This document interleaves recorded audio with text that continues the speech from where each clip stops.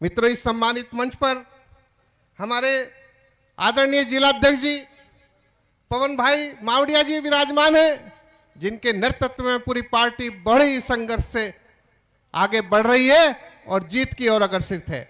मित्रों, अपने नरेंद्र जी शालीन, सौम्य, व्यवहार कुशल, नरम और मित्रों गर्मी में नरमी का व्यवहार रखने वाले एक मैच्योर पॉलिटिशियन है।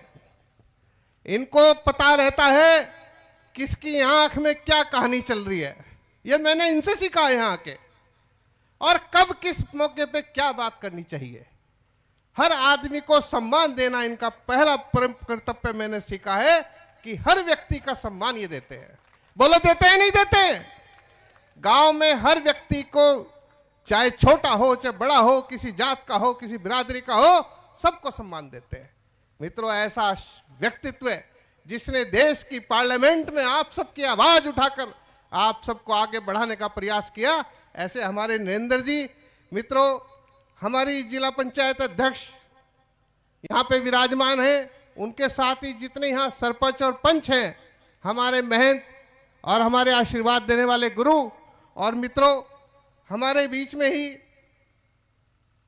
कुछ ऐसे व्यक्तित्व हैं। जब मैं दिल्ली से चला, राष्ट्रीय नेतृत्व से मैंने पूछा मंडावा क्यों भेज रहे हैं?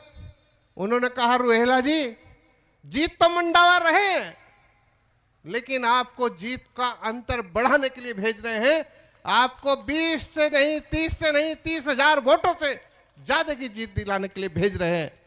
जब मैं यहां पहुंचा तो मेरे दिमाग में कई नाम उभरे।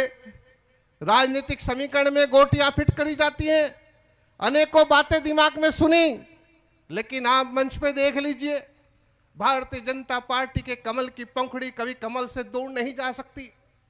आपने देखा होगा, अभी सुशील जी ने अपने कहा है कि मैं तन मन धन से भारतीय जनता पार्टी के साथ हूं। जब राजेश जी से बात हुई, उन्होंने कहा, भाई साहब कोई गलतफहमी है ही नहीं, पार्टी के साथ खड़े हैं।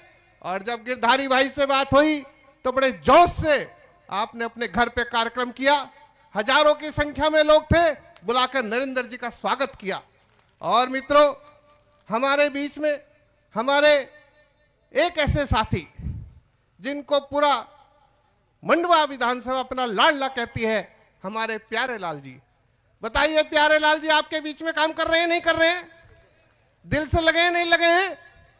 और हमारे बीच में हमारे विधानसभा के संयोजक आदरणीय महेंद्र जी अपनी दिल जान से सभी कार्यकर्ताओं के साथ, टीम के साथ, और दूसरी बात, जितने अपने मंडल अध्यक्ष है, सारे मंडलों की टीम, अपने सभी कार्यकर्ता, और विशेष तौर पे जो धन्यवाद कोई देता ही नहीं किसी को, जो सांसद जी की व्यक्तिगत टीम है, उसको भी मैं इस मंच से धन्यवाद दूंगा कि रात दिन लगकर काम कर रहे हैं।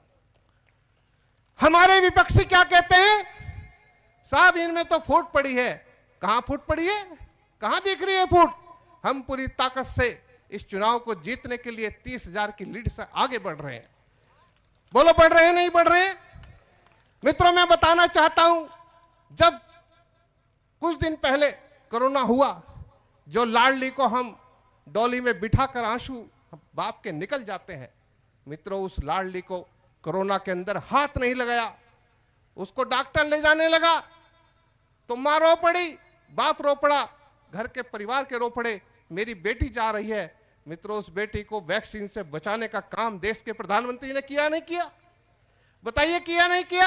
हमारे दुख सुख में साथी रहे नहीं रहे?